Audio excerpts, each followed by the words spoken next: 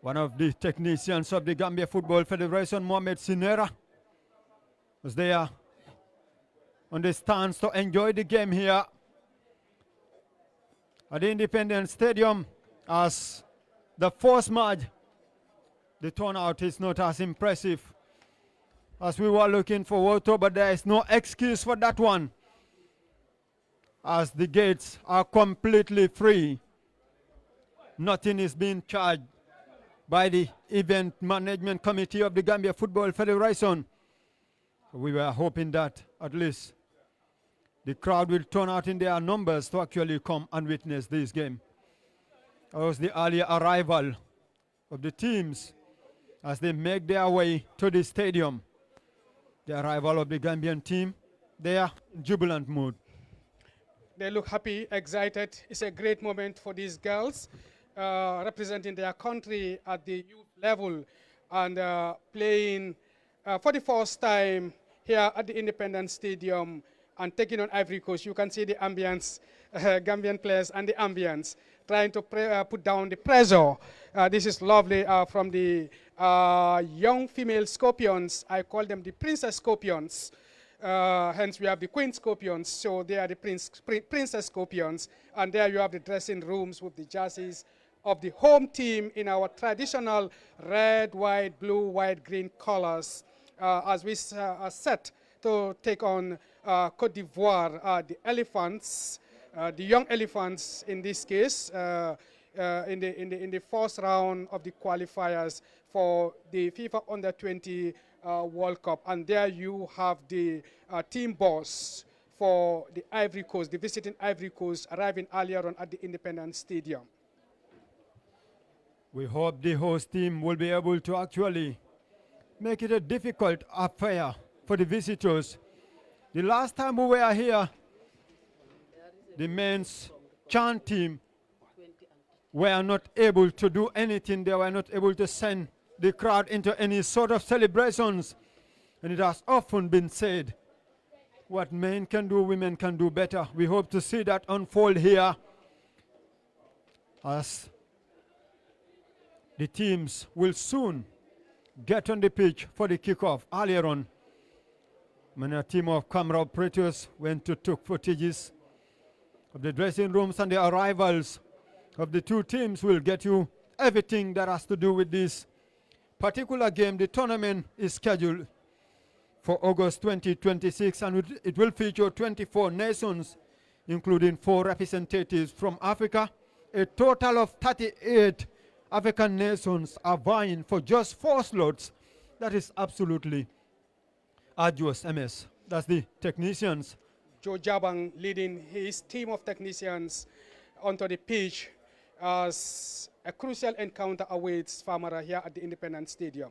Any moment from now, we'll have the Gambia Under-20 women's team taking on their equivalents from Côte d'Ivoire in the first leg of the first round of qualifiers for the FIFA Under-20 Women's World Cup. There you have the two teams emerging from the dressing room. They walk on the halfway line and ready to get us underway here at the Bakau Independence Stadium. The national colors of this Gambia in front there, followed by that of Ivory Coast, the FIFA and the football nation's flag. 4 different flags accompanying the teams here. That clearly shows a respect for the two countries, a respect for the football's world governing body, and equally a respect for unity. Football unites, it never divides. That appears to be ascribed on one of the flags there as the two teams make their way to the pitch for the game to get underway here. The Gambia in their traditional colors and the Ivorians equally in their lovely colors as well. By looking at the size of the two teams, you can equally say the Ivorians might not be as dangerous as the Nigerians or the Cameroonians. Could recall when Cameroon came here to play with the senior national women's team. It was a woeful evening for them on that particular game. A little section of the crowd here trying to cheer behind the teams as we awaits for the pre-match formalities before we will get this game underway here. A total of 38 African teams are vying for the 4 coveted slots reserved for the Africans, with the qualifiers set to unfold. We await the national anthem of Ivory Coast.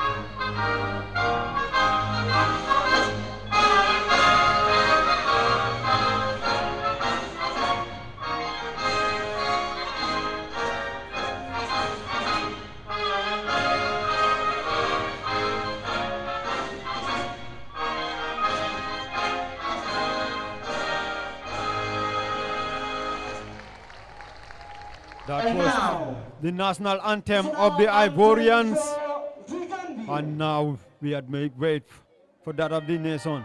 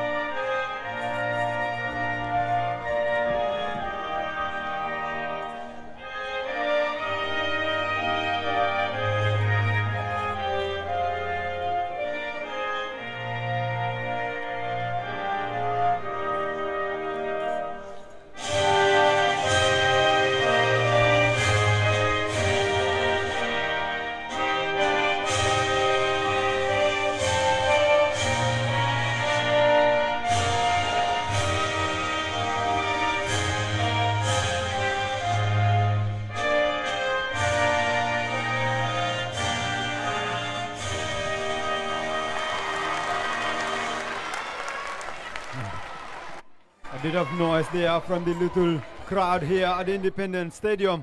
This sounding as if we have at least a massive turnout here, but irrespective, we hope the nation will be hoping to see a much more improved performance as opposed to what we saw earlier in the men's team game against Algeria a fortnight ago. The visitors and the hosts observing the pre-match formalities there. And we have the team of central referees there, the Gambia's lineup. The deadly Elizabeth Ndeki is one of the starters. She is currently the leading goal scorer in the GFF women's second division league.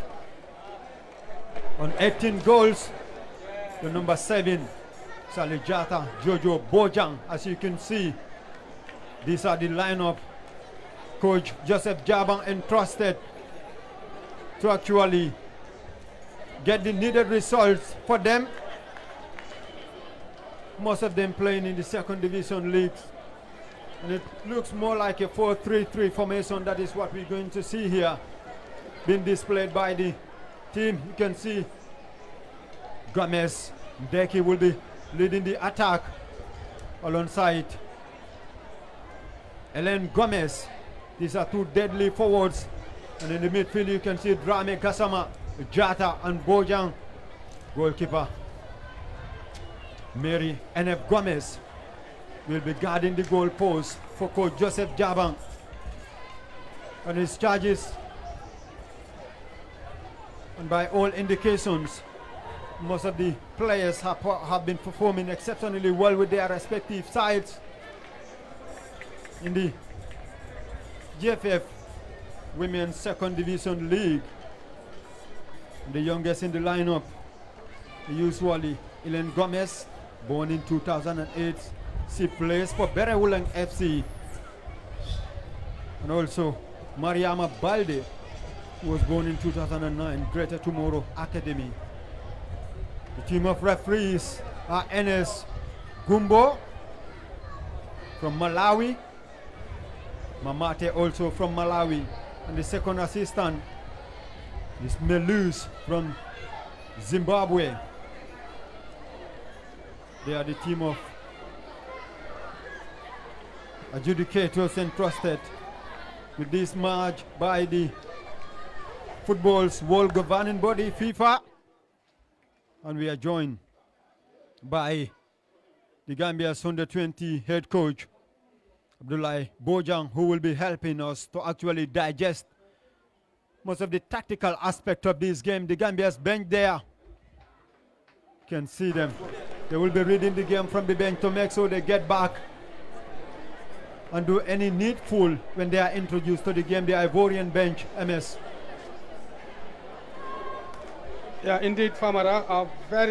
At any moment from now, the Malawian referee will get us underway in this tie. Coach Abdoulaye Bojang is our match summarizer of the game.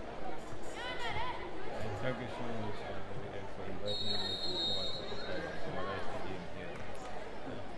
He is very honored and thanks for inviting me here. Famara, we are underway. You can take us through the first half commentary. I know we're definitely going to have the best of this commentary. You have MS and Coach Lai Bojang, who is a grassroots football developer, we will call it, or we will call him, when it comes to trying to make so at least players transcend from the lower level to the highest level. He's one of the best in that aspect. And I saw pictures of him actually at the training ground of the women's team on most occasions trying to assist the technicians. The Ivorians slowly knocking around the Gambia's half now. But the player moved too soon. He's been caught offside there. The Ivorians looking at their height. MS was just trying to measure it with the height. The physique of the two teams, there's no much difference. Indeed, that is one thing we are all looking for. But it's like they are matched in this category. And these are two countries, Ivory Coast, we know, are a powerhouse when it comes to African football, but in men's football, where they are the current African champions. When it comes to women's football, they are not a powerhouse as Nigeria, Ghana, South Africa, and recently Zambia, and the list goes on.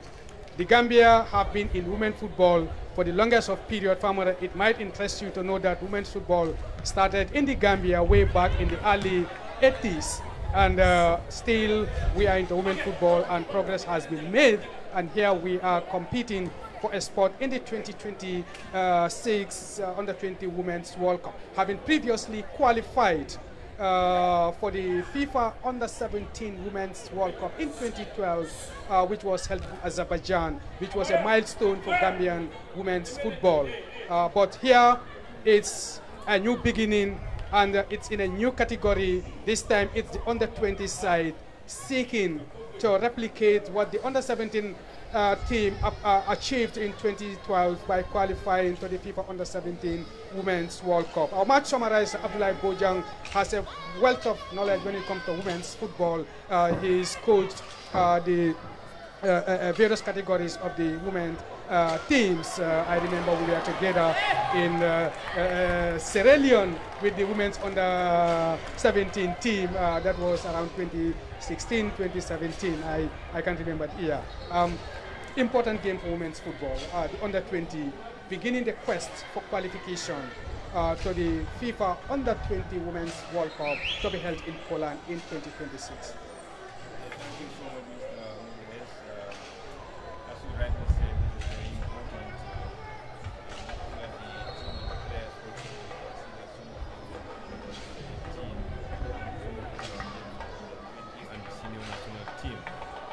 Virtually, you have some experienced players there. As I always say, the most important thing is to develop them from the Under-17 to the 20 so that we can have a strong senior national team, which definitely is going smoothly. because some of the boys, the guys you're talking of, higher percent of them are playing for the senior national team today. So they went through the ranks, which is very good for their development. And again, when it comes to certain competitions also, you need to have a little bit of experience to know what it takes to play at the national team.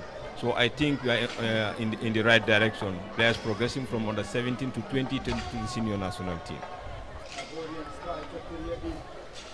Earlier chance in this game, but it was a wasteful one. They're trying to go forward. Peru looking for support. She got it from the left. Sliding tackle there. But that was easily dealt with by the Gambia's defense. Goalkeeper Mary Eneb Gomez seemed not to be in any haste. She plays for Mansawali Football Club. Has been in the second division of the Gambia Football Federation Women's League. Nothing much is seen in this game. Coach, tactically, I think the two coaches were actually trying to read the game as we approach the first 5 minutes. Yes, sometimes when you don't know much about your opponent, you tend to know to rush on them, to know exactly the system that they're playing and then how they're going to play again. Sometimes you need to take your time. As the game progresses, you try to read them and understand, know where their strengths and weaknesses are, and try to see where to exploit the game. But as I said, tactically the team is very well organized, trying to play behind the ball. When we have the ball, they try to open up, keep possession of the ball, which is a very good approach. With some of the coaches, they would try to test you the first 5-10 minutes. They would set you under pressure to force you to make mistakes and try to punish you. But as for this time, there is not much pressure at the attacking third. So the build-up is going fine as of now.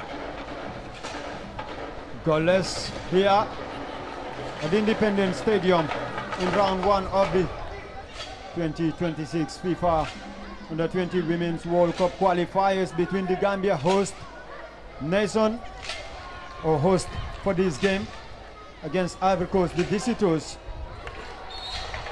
Whistle has gone for what appears to be the first foul of the game here on Jojo Bojang, who plays for Fortune FC in the GFF Women's 4th Division League. Born on the 12th of October 2008. She is one of the players that is being looked up to as far as this game is concerned. Ball into the area easily dealt with by the Ivorians, and it's going to be the first corner of the game. And it goes in the Gambia's way. And we're hoping to actually, the crowd will be hoping for this to be a perfect delivery from the right side. Yes, Kumba Kasama is going to take this one for the Gambia.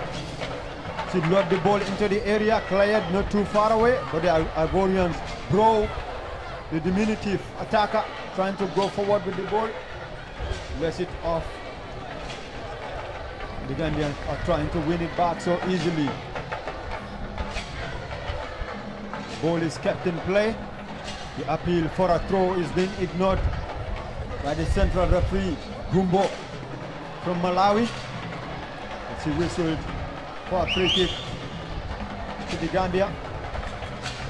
It will be very crucial, Coach Laibojan, for these women on the 20 team to cross this hurdle, considering that they still have 3 more other stages to actually cross before they will be able to qualify for this World Cup. Yeah, it wouldn't be easy, but it is possible, unless you avoid the likes of Ghana, Nigeria, Zambia and Cameroon. But with the likes of Ivory Coast, I think we could match with them. As I always say, football most of the time is played on the pitch, and during the course of the 90 minutes, that is the most important thing. Stick to your game plan. That is the secret weapon that you're going to use to win your games. So the most important thing, you take it game by game. So this is the most important game. After qualifying from here, we'll take you to the next level. So this is the most important game as of now. And looking at the team as of now, it is very well organized. Because that is the most important thing. As I said, the tactics are the most important thing that would give you the edge over the opponent team. Because if you know their strengths and weaknesses, you try to stop where their strength is and capitalize on their weaknesses, then you could score goals and win games. But it's all about having confidence and trust in yourself during the course of the game. Yeah, and we've seen the Ivorians trying to actually display a bit of that in this game. You can see they play a bit more composed, very composed. Yeah. And you can see whenever they're in possession, they want to make touches and try to make the movements inside the Gambia's half. Yeah, when they're moving out, I think they're playing behind, try to cut them on the counter attacks. Because you're looking at when they're moving out, they normally pass forward and make forward runs also. So tactically also, as I said, the team is most of the time behind the ball, so they will find it very difficult to penetrate as of now. Hence the team started regrouping behind the ball, and this is what we always tell them. Try to close all the gaps so that they wouldn't have space to exploit. If they did that perfectly, it would be very difficult for them to concede a goal. Approaching 10 minutes here, nothing to separate the two teams, the Gambia and Ivory Coast, in the FIFA Under-20 Women's World Cup qualifiers, which is going to be held in Poland in August. And the crowd will be hoping next year, we'll be hoping that the Gambia can actually celebrate a victory as football ultimately returns to the Independence Stadium. Bro is caught offside here. This is the second time she has been caught offside. Smiling Coast supporters there trying to cheer behind the young Queen Scorpions. Nothing meaningful being manifested so far by the two sides. It's more of trying to actually see how best to make the tactics work. And this is, as it stands, Coach Laibojang, the Ivorians, they will love it the way things are going. They are not receiving much pressure, from the Gambia side. Yes, indeed. I think they would be content with a draw. So with the Gambian team, we need to put more pressure on them. Knowing that this is the home game, we try to take maximum point. Going out with numbers, setting them under pressure at their defensive third, force them to make errors and punish them. Bro, for the Ivorians now, skip inside one player. She will be hoping to go in for a cross. It comes into the area. They try to control it. The Gambia wants to defend solid there. Strike low one. A bit of sloppy defending ultimately. Ivorians are back in possession. Deflected strike. Easy save by Mary Enep Gomez. The first time we've seen him made what appears to be a threatening attempt. Easily saved. And you look at the Gambia, the centre back, Veronica Sambu, the team captain. I think her presence there is very important. You can see him trying to do all of the communications and arranging the team as well. Yes, she's an experienced player, and also playing. He's not playing. He's training the Gambia at the moment. She's exposed.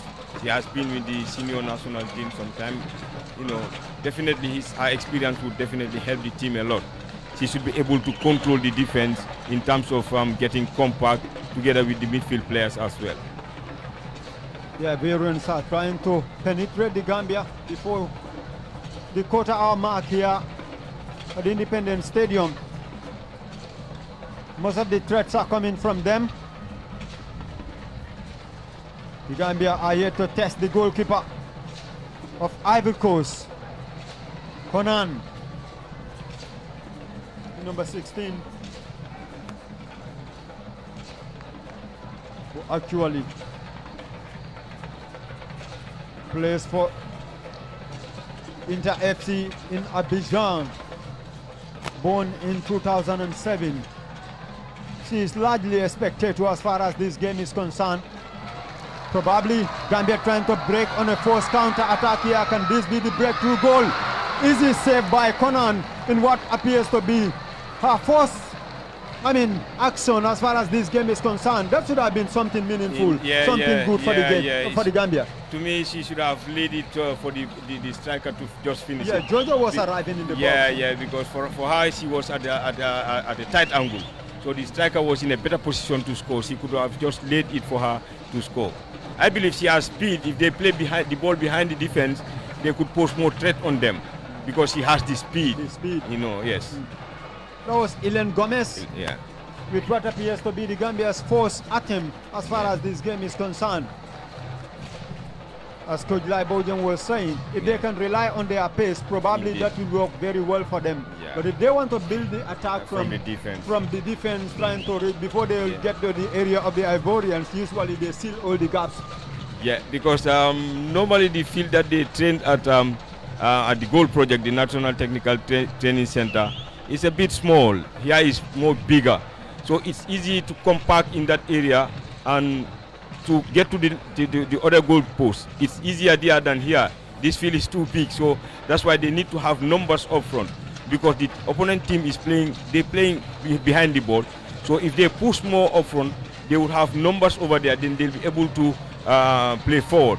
But as you see, most of the time, you have the back four with the defensive midfield players, all the attacking midfield players. They should put them up front together with the wingers and the strikers. Then they would have more option to penetrate through the middle or through the wings. As the replay of the earlier first attempt by the Gambia, you can see, I think she allowed, the three Ivorian players defending to close her. Yes, exactly. And it was on her weaker foot also. Yeah. She should have laid the ball earlier before they close her. Then the striker would have easy access to score the goal. The Ivorians, quarter of an hour played into the game, still the Gambia. Nil Ivory Coast, nil.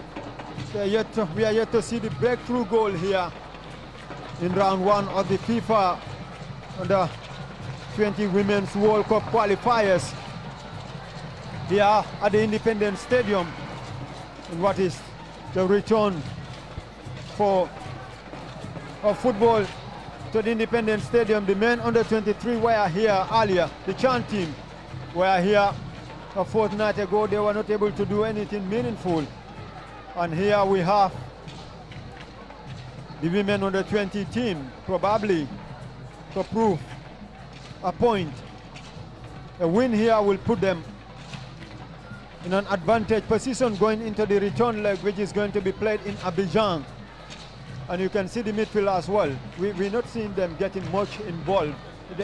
From the defense, you want to see them they're playing on the side as well. I think we need to be a little bit composed. Yes, This is what we need. Have patience with them.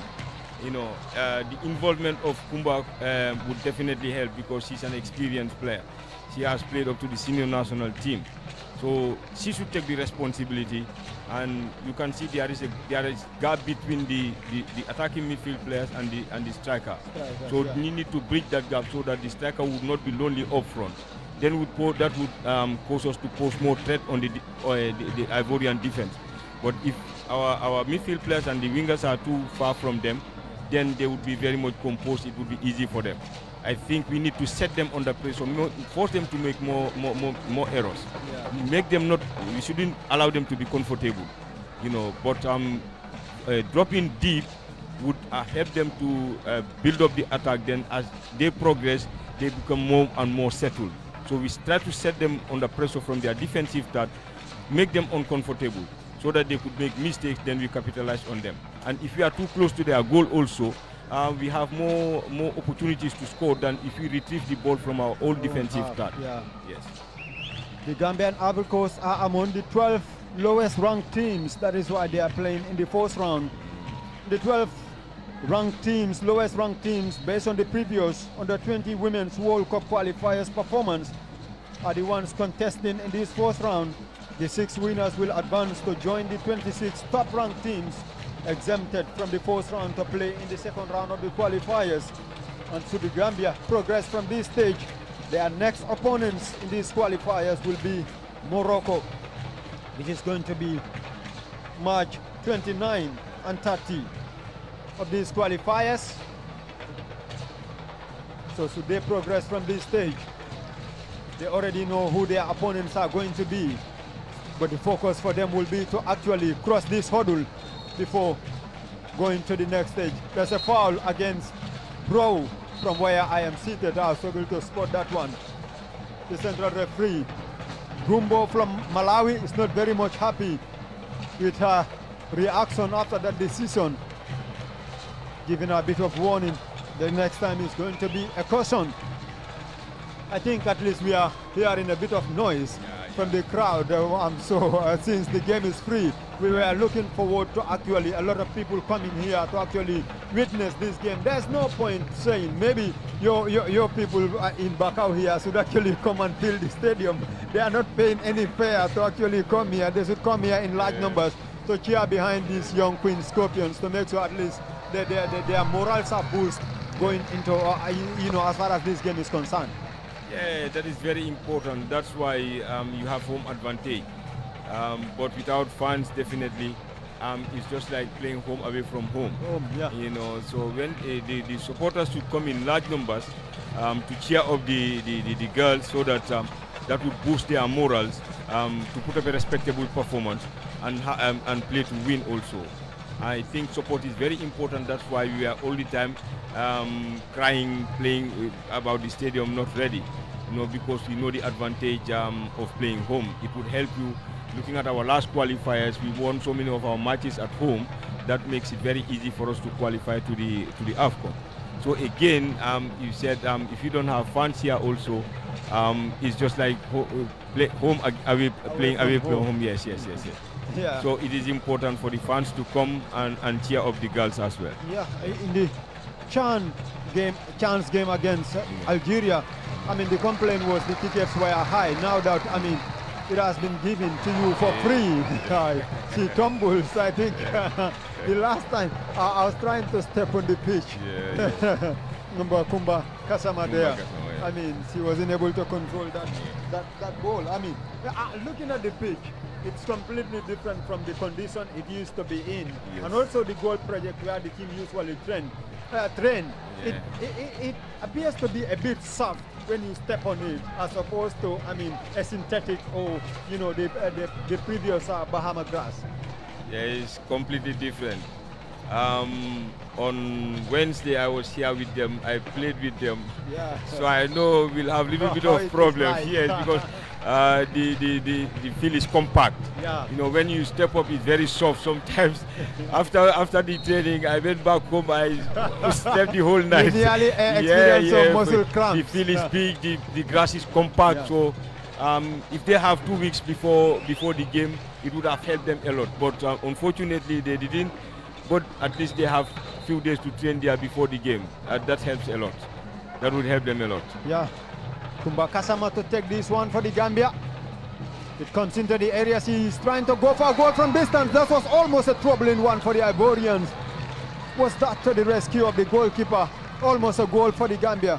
Kumba Kasama, that was a brilliant, clever play from her. Yes. The Ivorians were expecting it was going to be a whipping across, but she decided to go in for a goal from a virtually impossible angle. Yeah, she normally takes powerful shots, and she's accurate as well.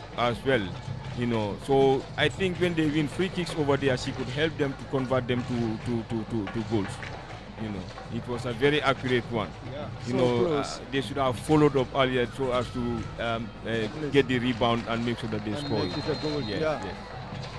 Foul for the Ivorians as we approach the halfway into this game here at the Independence Stadium, the first round of the FIFA Women's Under-20 World Cup qualifiers here in Banjul.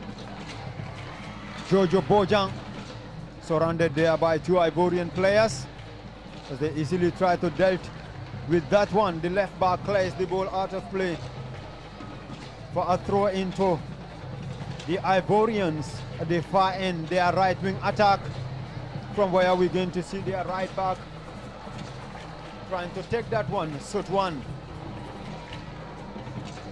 You look at the game, I think the Gambia are gradually coming in. They're growing in the confidence. You can see from the way they play. They were playing at the beginning of this game and the way they are playing now. It seems to be a bit of differences can be noticed from it. And like you stated earlier, if we can see them trying to tantalize the Ivorians, playing the ball behind, we might see at least, you know, the Ellen Gomez, Jojo Bojang, and Elizabeth Ndeki, who is currently the leading goal scorer in the women's second division league with 18 goals, probably doing some damage. Yeah, as the game is going, they're progressing at least. They're growing confidence and attacking as well. You know, it's that is very important. You know, you can see now the Ivorians. As I said, some of these competitions, when you entered into it, the visiting team sometimes would come up, try to put more pressure on the first 15 minutes to be able to get something. But if they fail, they use a lot of their energies in the first 15 minutes. After that, they cannot. They don't have the same amount of energy to push. So if you take it from there, it makes it easier sometimes for you to make to win your games and score goals as well. If you are able to contain them during the course of the first 15 minutes, then at the end of the day, they use most of their energies in the first 15 minutes. Then from there, you take it off from there, then you can attack them and be able to win your game.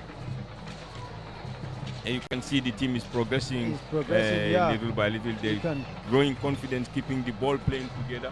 The midfield is also involving now, especially with Kumba Kuyate. Yeah, Ilan chasing the ball. Kumba Gassama. She wasn't able to keep it in play. It goes out for a throw in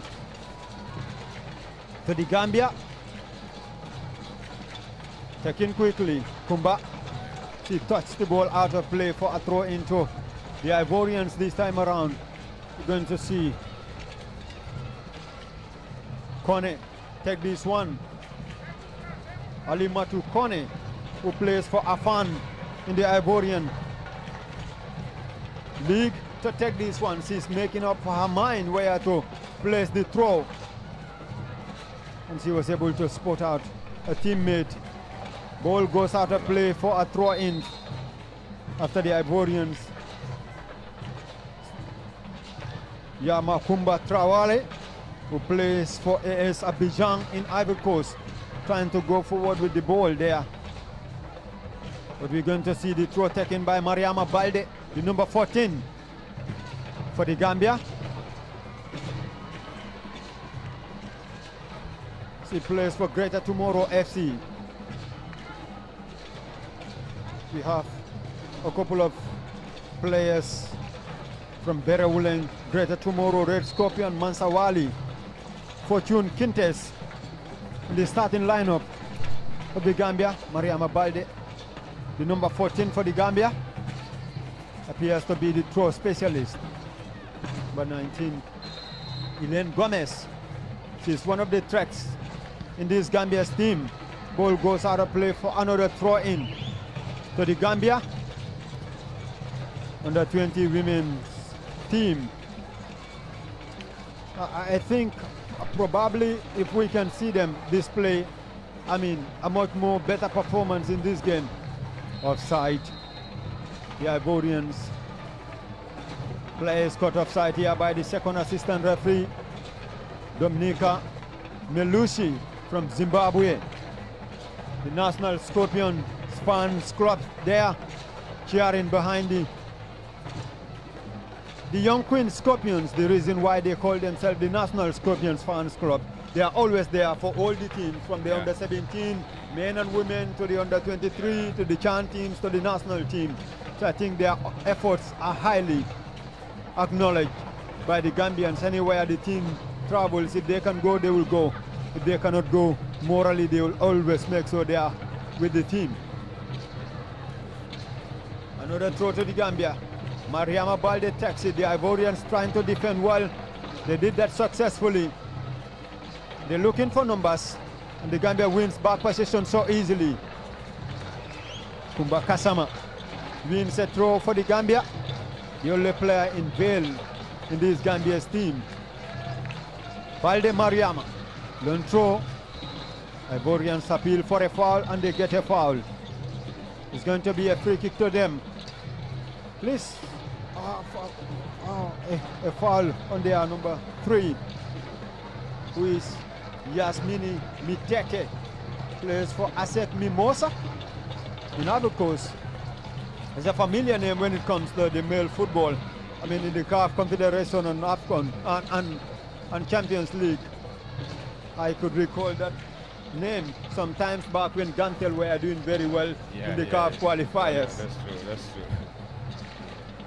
I think probably the levels might not be the same, but if we can see, if we can have the Gambian teams, league winners in the male and first division playing in some of these CAF competitions, that is going to expose the players to a lot of situations, to a lot of environment, and it's going to be a bit of exposure for them as well. Yes. When they play competitions like this, it's going to feel so normal for them. Yes.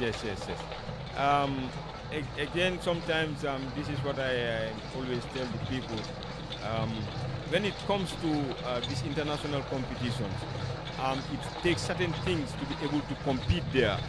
You know, sometimes you might see a player who is definitely playing good in the Gambian league, but going into the international competitions, they find it very difficult. A typical example was the African games when we play with Ghana, when they have hard stop game. Some of the players we are not used to it, so they find it very difficult to get settled. You know, so as you said, playing this club championship would make you more exposed. That was the difference between the under 20 team that went to the World Cup. The likes of Mamadou Bajo, Adama Bojan, Dembo Sedikan, and others were from the under 17 to the 20. Then they were able to perform because they went through the ranks. They know what it takes to play at the national team. They are used to those competitions. So when clubs also Ivorians going forward now, looking for penetration. Wasteful attempt by Bro, the number 17. Actually, most of the threats since the start of the game are coming from her. I mean, you look at most Sophie, Philomen, Marie, Angie Bro, who plays for ASEC Mimosa as well. You look at the Ivorian lineup, I mean, they have about 3 players all from ASEC Mimosa, I mean, all playing in the same team. I mean, we were talking about the exposure. I think that is very much important for the teams. Probably if we can have the clubs trying to, you know, make sure they are financially stable. Ivorians seeking for penetration again. Good defending there by the Gambia, who are back in possession. Miscommunication easily dispossessed by the number 7 for the Ivorians, Miemo. So he is back in possession. Timite, foul awarded to the Ivorians. Halfway inside the Gambia's half, we're going to see the first yellow card being shown to the team captain of the Gambia. Veronica Sambu is being cautioned there. She's the first player to be booked here. And usually coaches will tell you, or technicians will tell you, when players picked up a yellow card, their spirit must go down because they are always careful to make sure they avoid picking up the second yellow card. Yes, especially with the defenders, because anytime you could make a tackle, and if you miss your tackle, that's the second bookable offense. That means that you have to go out. So that's why it's very important to be very careful of not to take early yellow cards, because sometimes you'll be very mindful not to take another yellow card to be sent off. So it could disturb the defense, because sometimes you go for some certain tackles, you try to avoid it. So it's into the area, not too far away, but the goalkeeper knew very well that was going over the frame. Mary Enep Gomez, she spoke very well during the pre-match press conference when she went to actually represent the rest of her colleagues during the press conference, and you can see the confidence in her. I like the way she's trying to start help the team build up the attacks, build up the game, rather than trying to hit the ball wastefully upward. The Ivorians will easily pick them up. Ivorians playing inside the Gambia's half, looking for penetrations. Mariama Balde clears the ball out of play for a throw in to the visitors. Ivory Coast. The 14 is going to take this one. Kone. Ivorians exchanging passes inside the Gambia's half. I think the Ivorians that they want to revert back to kicking the ball from outside the box, but the goalkeeper Mary N.F. Gomez seemed to be a very composed and calm goalkeeper. She's a promising goalkeeper. I think she started with schools football at the under 15. So I mean, definitely she's very promising. Since there, the goalkeeper trainer started eyeing on her, and definitely he's doing good. And the team also, what we need to keep our striker busy. The striker is lonely; they are not getting balls. So if we keep them, if we keep her busy, then that would pose more threat on the opponent defense, and that would help us to score goals. But if she is lonely there, she doesn't have ball. It's going to be difficult for us to score goals. Mary N.F. Gomez again proved her worth, even though that was an offside situation, but she was able to actually make a save, proving to the Ivorians that I'm not the easiest of goalkeeper you can find. Probably you need to do something extraordinary to be able to score me. This is a free kick for the Gambia taking. Kumba Gassama try to connect Elen. Can this be the breakthrough goal for the Gambia? Easy save. I think she has all the space to actually move forward with the ball. She need to move that was a bit wasteful from Ellen. I mean, who plays for Berewulang FC. Should have been another opportunity. Indeed.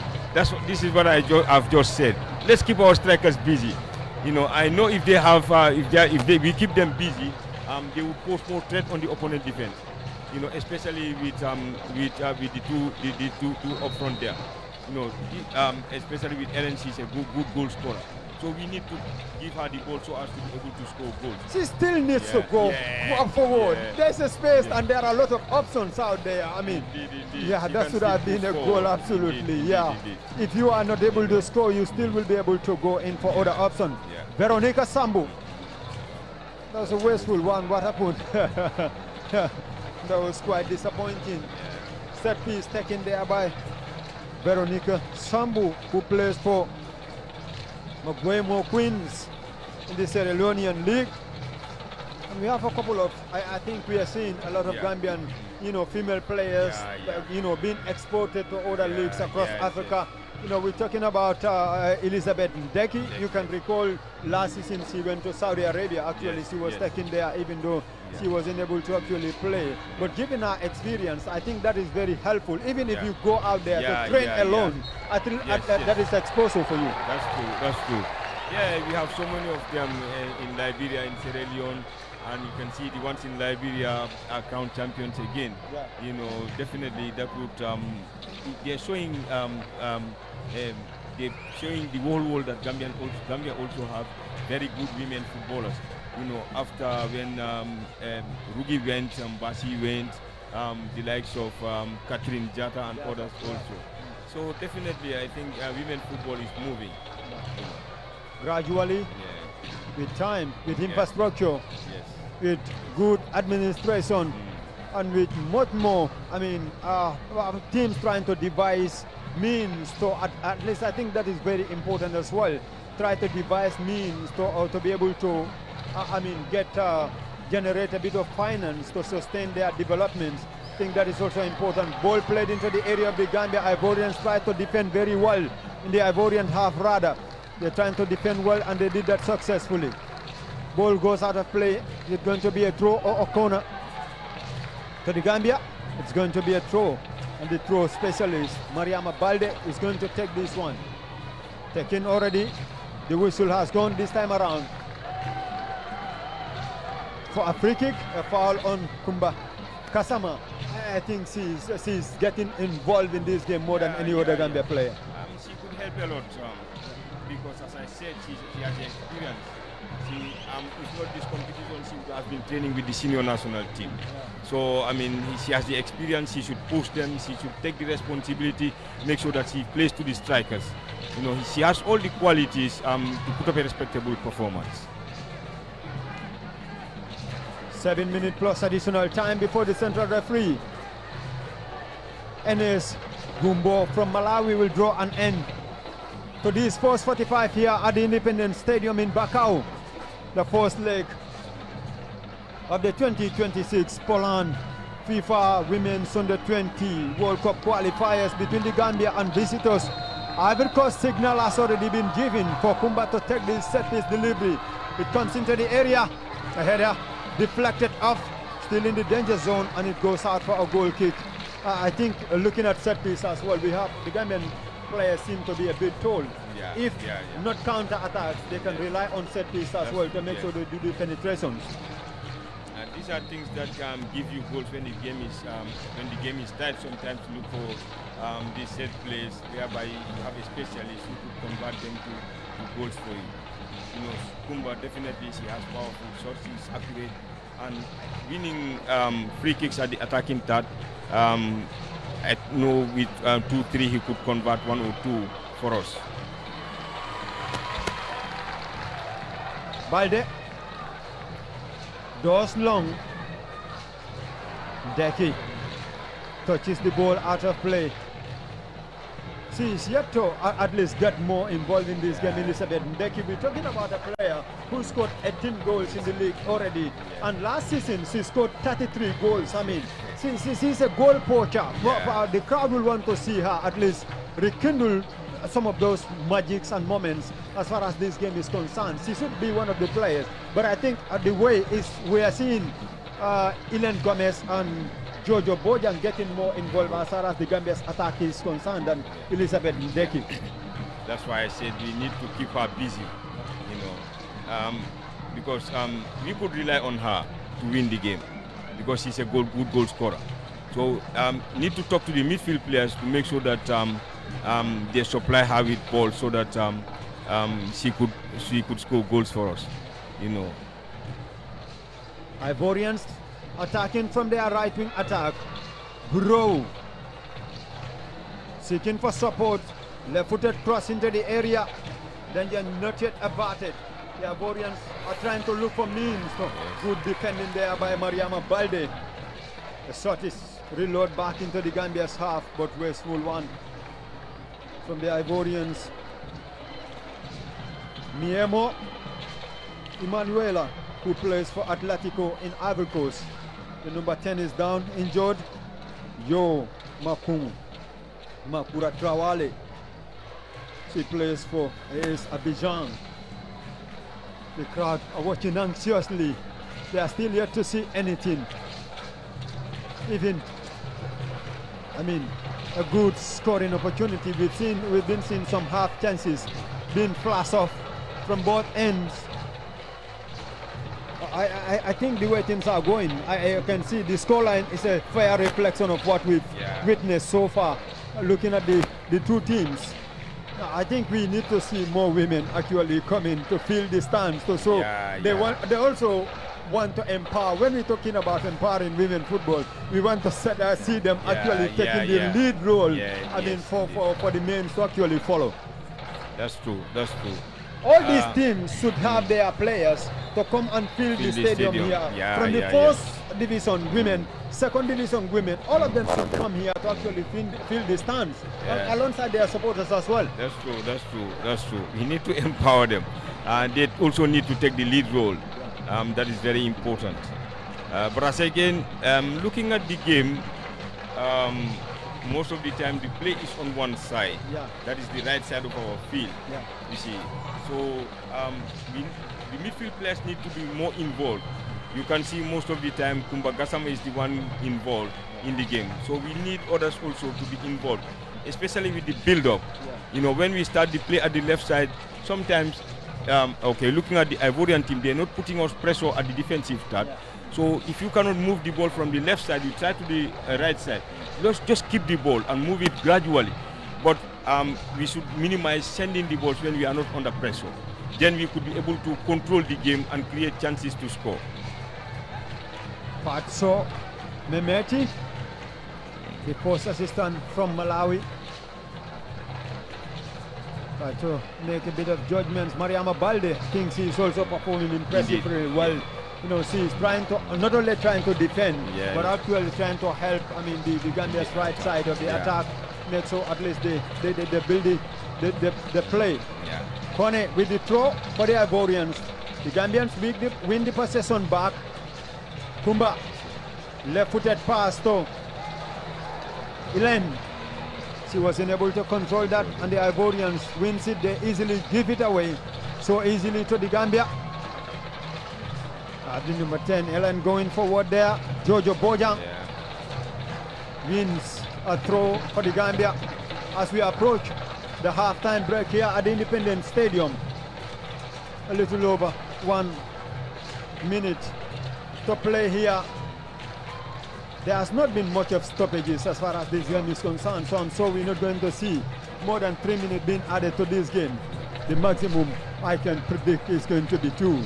At least, and the minimum could be 1 or nothing even. But the Ivorians going forward from the right side where Bro is playing.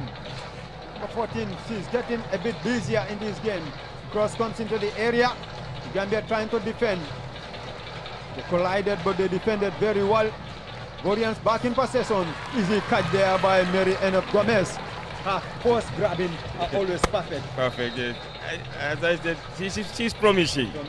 She's promising. She's very promising. As I said, she went through the ranks, traveling with the national team. I know she has a little bit of issues with the passport. That's why she wasn't taking place. But now that has been settled, and definitely she's showing her quality. Definitely a very good goalkeeper. Mary N.F. Gomez, born in the 2nd of March 2008. She plays for Mansawali. She is not only proving that she is a commander when it comes to, representing her colleagues in press conferences. I've said it, I predicted we're going to take 2 minutes, a maximum rather, as far as this game is concerned, and that is what the 4th official actually raised. Tricia Setoko from Lesotho is the 4th official of this game. The Gambia trying to break on a counter-attack here, but the Ivorians anticipated that one. They easily dealt with it, but the free kick has been awarded to the Gambia. Just inside the center half, inside the Ivorian half.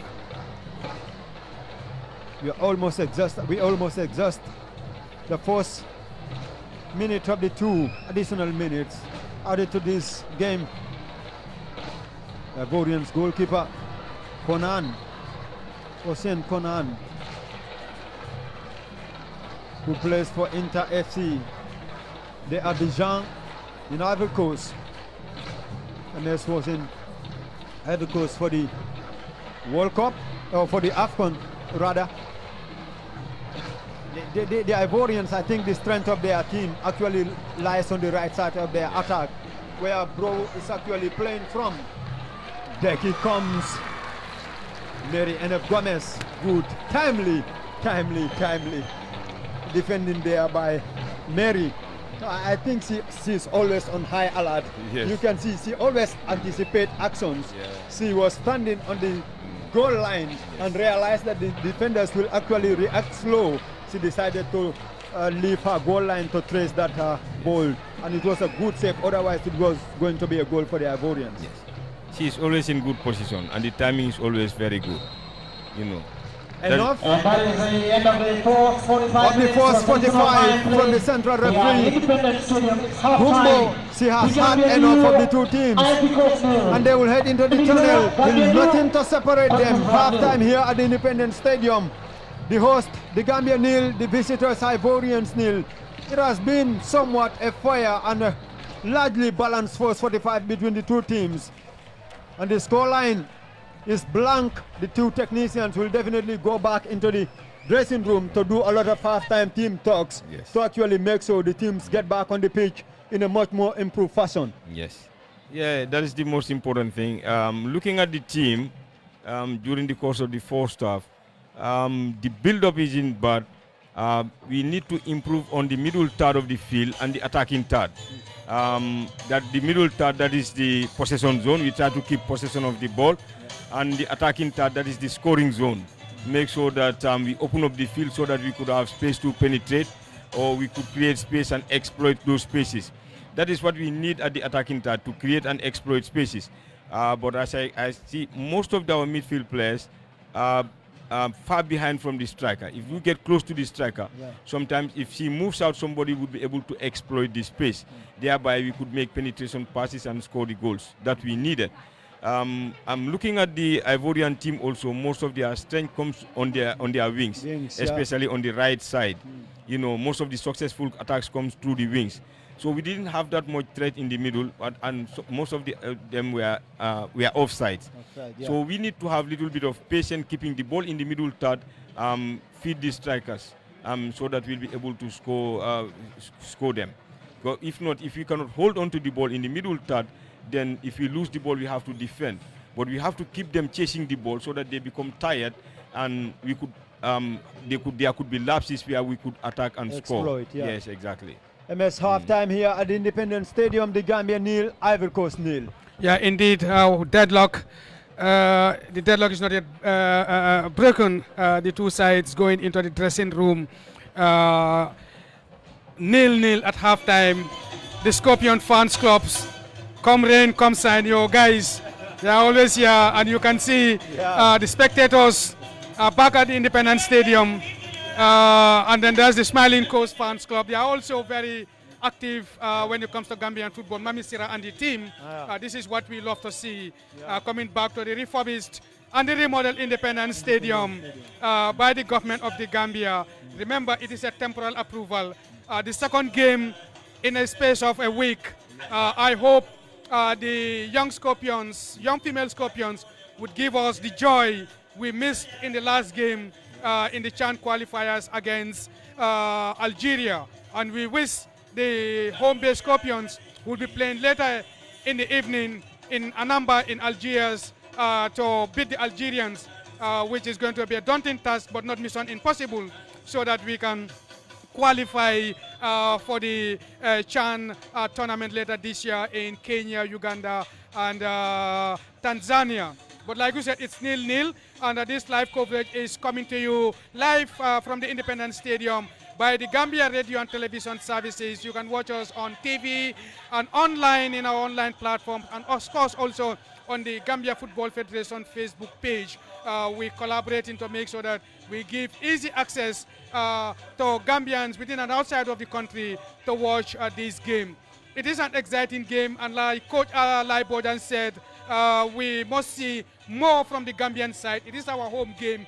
We need to push harder to make sure that we have more bodies in the box, have more of the ball in the Ivorian box, create the problem for them, make them how to call it, try to punish them. That was a good opportunity earlier on. He should have led the ball quickly, but he tried to go for the goal.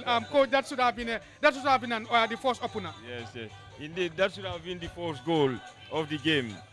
Sometimes creating opportunities is very difficult, especially in modern football. You know, so when you take them, when you have them, you take them. You know, again, when you lead a team, it's a great advantage to you, because sometimes they would go to look for an equalizer. They could be exposed behind, so that would help you to score more goals. So that's why scoring first is very important. You know, it makes you more comfortable. Sometimes when the ball is went out of play, the opponent team would be chasing, running away. They'll be always racing for the time. So that's why if you score first, it helps a lot. That was a great opportunity for us to score. She should have just laid it. We have the first goal. That was very important. But nonetheless, as I said, we need numbers up front. We need the ball at the attacking third. We should do everything humanly possible to score and win today's game. That is very important. What would you want to see Coach Lai Bojang, Coach Joseph Jabang do come in the second 45 minutes in terms of tactical changes or even change of personnel? Well, actually, the first, when it comes to the tactics, let's set them under pressure at their defensive third. you know, the strikers start setting them under pressure, we shouldn't allow them to play. We force them to make errors in the first 15 minutes. When they make errors, we try to we try to punish them. So when we win the ball, it is easier to score at the attacking third when you retrieve the ball there than when you regain the ball in the middle third or at the defensive third. So we set them under pressure at the attacking third, put numbers in the fullbacks. If one fullback goes to attack, the other would stay behind. We have numbers up front. The fullbacks would attack. We have 2 attacking midfield players. Then we have at least minimum of 5 attacking, 5 defending also. Then that will help us to have more chance. If we cannot penetrate through the middle, we play through the wings and center. If we center, we have numbers in the middle, in the box, then we'll be able to score. We need numbers at the attacking third. You know, defensive-wise, we're not having that much threat because looking at the defense is very much composed. We're having that much threat. So we need to post threat on them at their defensive third to have the fourth goal. And that would help us to score more goals because they would be in a haste to go out, look for an equalizer, and they could be exposed behind. All right, that is Coach Abdoulaye Bojang, head coach of the Gambia under-20 team, a former national player, a coach of State Biko, a combative midfielder he was during his days. It's great to have him on the analysis. We will take a short break and we will be back with the second 45 minutes here at the Independence Stadium in Bakau. It remains the Gambia under-20 women's team 0, the Ivory Coast under-20 women's team 0 in the first leg of the first round of qualifiers for the FIFA under-20 Women's World Cup to be held in Poland in 2026. We'll be back in a moment.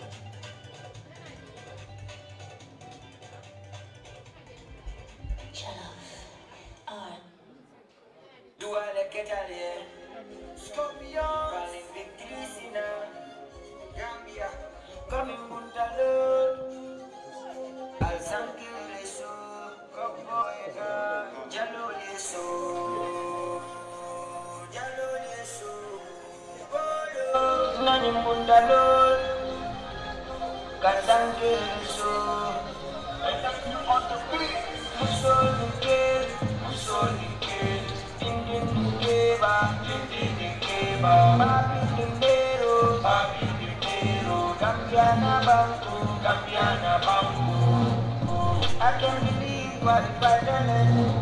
Get a bad school and put my mental in. The other qualified and got them getting it. I would start to the Jambaru and see may I don't make up your project. That's what you know, man, see that you got it. No matter if I'm a kid, I got something to come for me now. Oh, Lord, human, see my life. From back to Africa, Manjana, Bani, Coco, Dua de Ketaye, Bani Kristina, coming Butalo, Lo, Altanto, Ila Jalo, Jalo, Polo, Nani Butalo, Gazanto, Soninke, Jindinkeba, Toninke, Nimpabi, Nimerol, Car, Kimona, Amekatala, Car, Seka, Timona Lapo, Poli, Play, Gambia, Baby, Coma, Akoma, Jibe, Montecoma, Sade, Baby, Coma, Kenoma, son of a Gambian, one hell of a champion, Bahala, Sofian.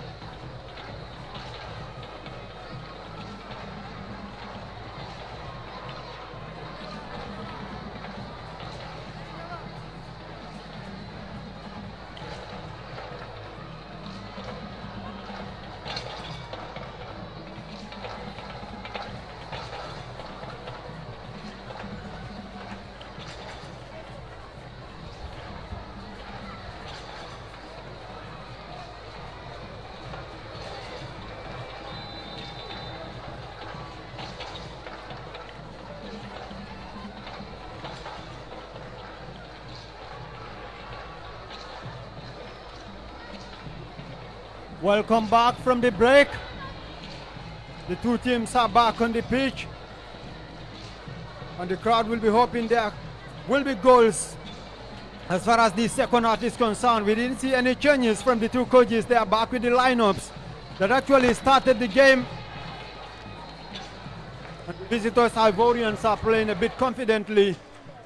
And the two teams are back. Ivorians trying to start the game the same way they did in the first half. Coach Lai Bojang, the two teams are back.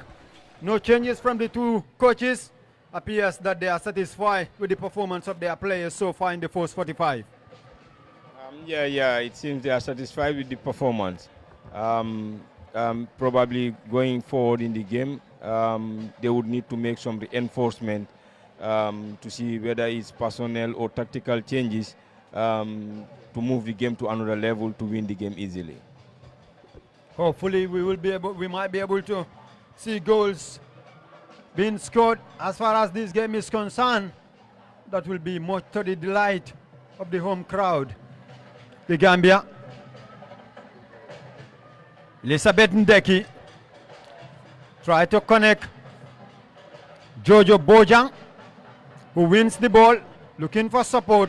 Skip inside one. Jojo is back in possession. The Gambia trying to do a bit of penetrations here.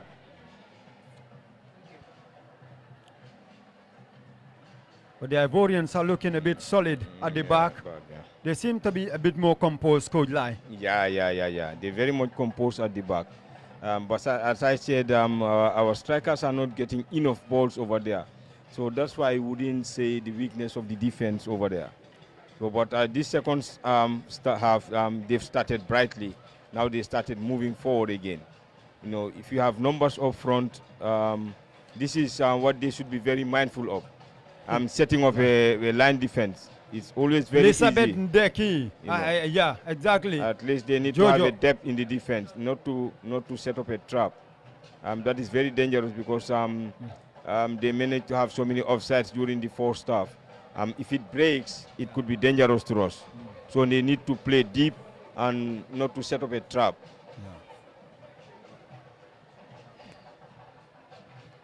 Yeah. Trying to. The Gambia in possession now.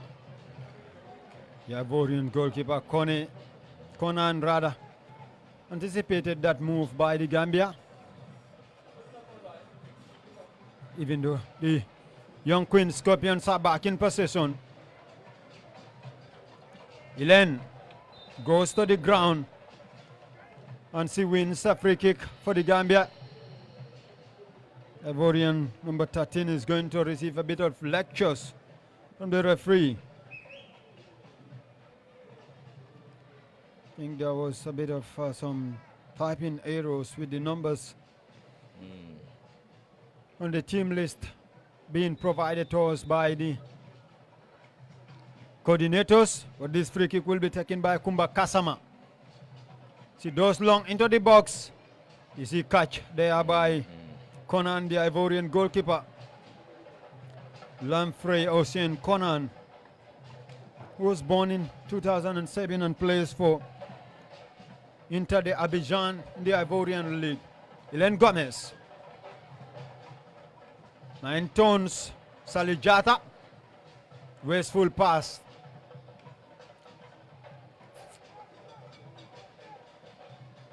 Mary Gomez to the right back.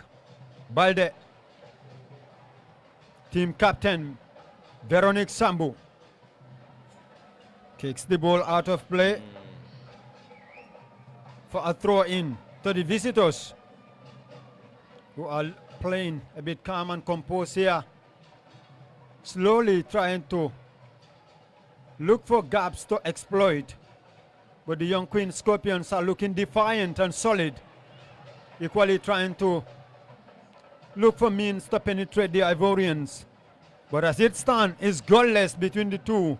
Clever play, but the ball goes out of play from Ramu Juf. And it's going to be a throw in.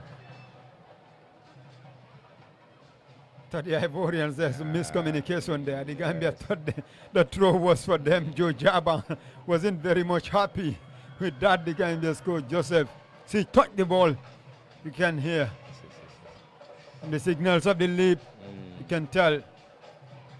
He was telling the fourth official, see, touches the ball. But the Ivorians are back in possession. Kumba. Elizabeth Ndeki.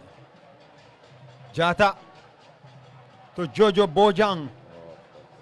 I think these are moments that they need to capitalize on. Exactly, yeah. We need to hold on to the ball at the attacking third and use the pace of Nene. He's a pacey player. You know, if you use her pace, definitely she could come up with something for us. But as I said, the midfield need to be in control of the game. Have more pace and keep the ball. You know, they started brightly in the second half. But as I said, we should be very creative at the attacking third. That is what would give us goals. Yes, this make a lot of penetration passes and try sometimes outside shots as well. These are things that would give you goals. One good penetration pass, you could get a chance to score. One shot could have a deflection, follow up, and you could have scored. It can be a goal. Yeah, could be a goal, possibly. Yeah. Ivorians now at the far end, the left side of their attack. Yeah. But the Gambia easily dispossessed them. Balde wasn't communicated. And the Ivorians, bro. There is more where most of their threats come from, and from the same player as well, bro. Yeah. I mean, you see, he's looking very agile in trying to look and get bro. I mean, the Ivorians attack as he was doing, carrying most of the balls for them in the first half. And the same thing in the second half as well. Thinks he needs to, they need to dog, I mean, her movements. Yes, you need to be very close. Thank God that Nene is matching her very well over there. You know, so I think she is their threat. Yeah, this is what I am saying. Yeah, put them under pressure. Under pressure, yeah, exactly. You know, now we have the chance to restart the game again. Yeah. But if you allow them to settle down at their defense, start the build-up, then they could cause problems for us. A lot of problems. Yeah. So we shouldn't allow them to get settled from the defense. Yeah. Sliding tackle, but the player stays strong, trying to go forward now. Can they get something from they skip inside two players? Good save there by Mary. And Gomez. Also equally a clever play by the Ivorian attacker. See, skip inside two players, but the goalkeeper was on high alert. Mary and Gomez. I mean, if not for her perfect timing, that was going to be something for the Ivorians. Look at it. I think that was needless. That tackle was needless. You can still continue moving with the player.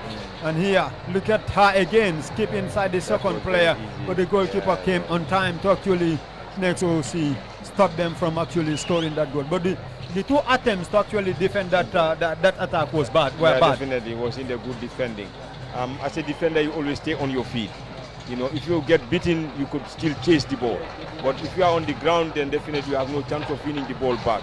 You know, so that is very important. And as I said, Joe needs to be very cautious on their wings. There is where most of their threats comes from. So he needs to look for a plan to stop them. And he'll be able to if he can stop them on the wings, then it will be difficult for them to score goals. And if you don't concede at the end of the day, if you don't score, we have a point. That is not bad going into the next game.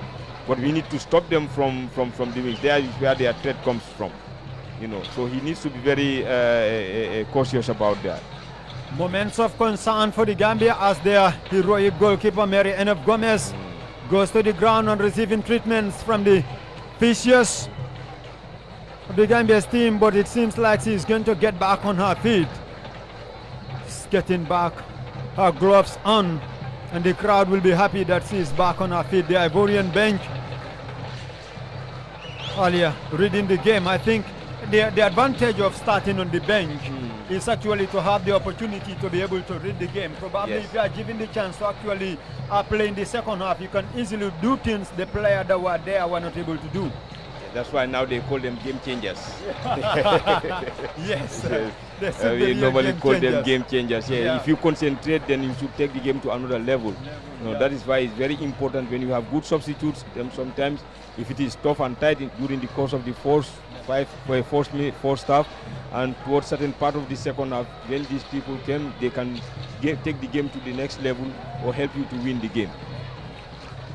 The Ivorian coach on his feet there trying to scratch his head to see what he can do as far as this game is concerned. Looking at the two teams, both of them are being coached by male coaches. I don't know, maybe probably women are not showing much interest when it comes to football, and most of the time you will see these women teams or female teams being coached by male coaches. Yeah. Is it that the higher percentage, the men are usually very much clever? Ivorians trying to break here. Can they get the breakthrough from this? Brilliant save by Mary N.F. Gomez. And that was a clever shot by the Ivorians attacker. I mean, Emanuela Diri, who plays for Atletico in Ivory Coast. Clever attempt there. Indeed, and a good save. We need to look at our defense because now they're getting closer and closer to the goal. The defense needs to be compact. And as I said, they need to set the guy with the ball under pressure at all times. At the defensive third, this is what we normally do. Set them under pressure, make them uncomfortable, let them not take outside shots, let them not make penetration passes or centers. That is where what we could, that is what could help us to avoid conceding goals. You know, because it's always a threat. When they are comfortable, they can take shots, they can center and score, but we have to stop them from all those things. Now they're getting closer to the goal. We need to put a stop to those forward runs and those penetration passes. Mary N.F. Gomez appeared to be a bit discomfort with her right leg, but collision there between the Gambia's number 15, Maria Massane, the Ivorian 14, Kone, but she seemed to be very okay. And look at the numbers, the Ivorian numbers in the Gambia half.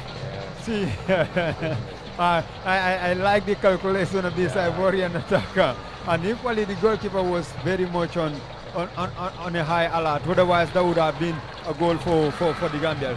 The left back seemed to be very good. This guy Ramu Diouf, I mean, she seemed to be very much good. Looking at the way she's trying to actually play this game, but nothing to separate the two here at the Independence Stadium. The Gambia nil, Ivory Coast nil is the score in this first leg of the FIFA Women's Under-20 World Cup qualifiers here at the Bakau Independence Stadium. This is the first round being played by the 12 lowest ranked teams based on their previous Under-20 Women's World Cup qualifiers performance. They will contest in this first round, and the 6 winners will advance to join the 26 top ranked teams exempted from this stage. In the second round, we'll have the 6 teams from the first round winners and the 26 to actually play in the round of 32, and there they will battle it out for the round of 16 slot in the third round.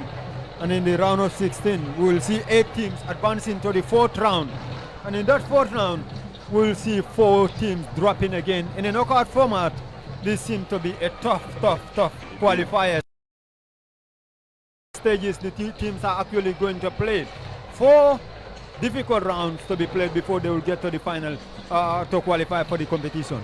Indeed, Famara, but there's a corner in the Algerian box, but it is defended by the Algerians, who now break away. Ivorians. The Ivorians, rather. Your mind is still on the Chan team. Yes, they are playing later on.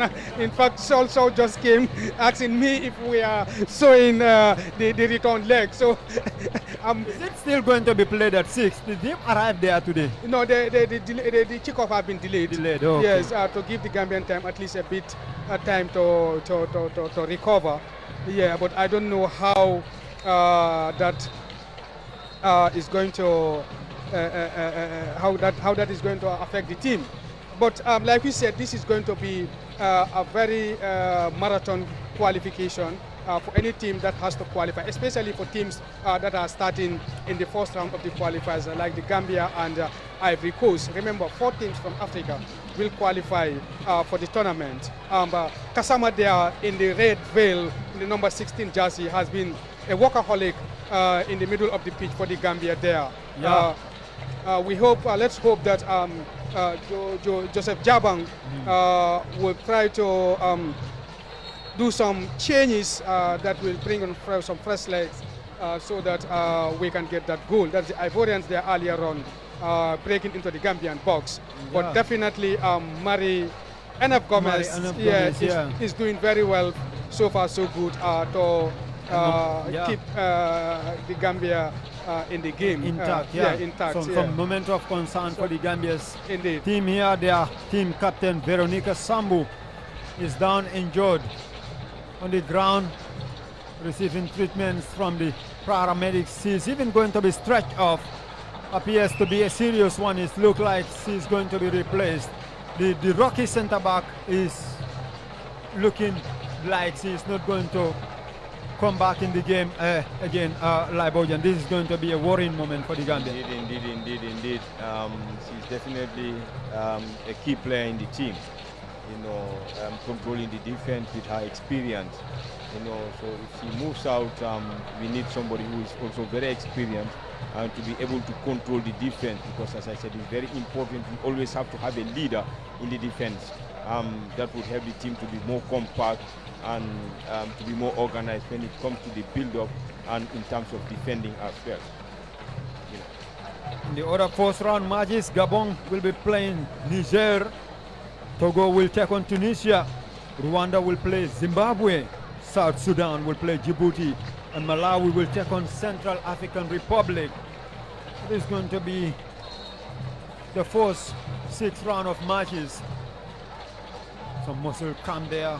The captain of Ivory Coast, Gishan, who plays for ASEC Mimosa in the Ivorian League. Some tired legs are creeping in as far as this game is concerned. We've seen it in the male team. I'm not surprised that it is happening in this game as well.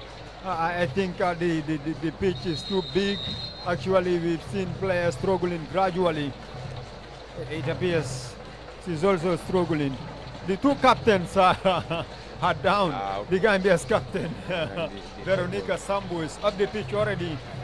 And it appears the Ivorian captain, Gizan, is also going to go off for the time being. Veronica is trying to. She's looking okay.